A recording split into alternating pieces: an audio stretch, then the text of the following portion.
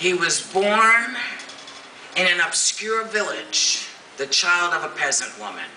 He grew up in still another village where he worked in a carpenter shop until he was 30. Then for 3 years, he was an itinerant preacher. He never wrote a book. He never held an office. He never had a family or owned a house. He didn't go to college, never visited a big city. He never traveled 200 miles from the place he was born. He did none of the things that one usually associates with greatness. He had no credentials but himself. He was only 31 when the tide of public opinion turned against him. Friends ran away. He was turned over to his enemies and went through the mockery of a trial. He was nailed to a cross between two thieves.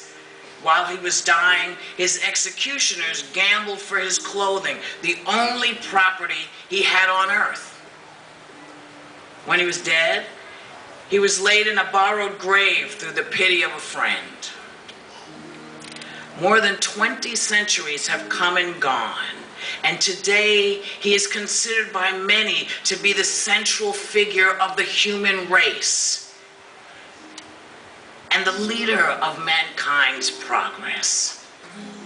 All the armies that ever marched, all the navies that ever sailed, all the parliaments that ever sat, all the kings that ever reigned put together have not affected the life of man on this earth as much as that one solitary life.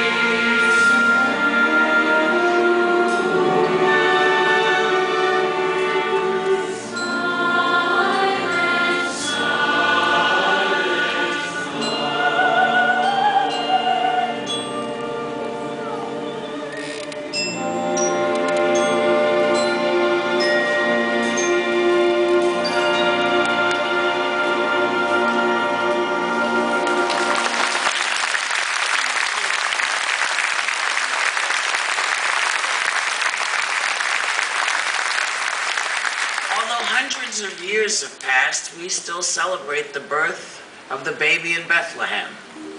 And the joy of that first Christmas still lives in our hearts.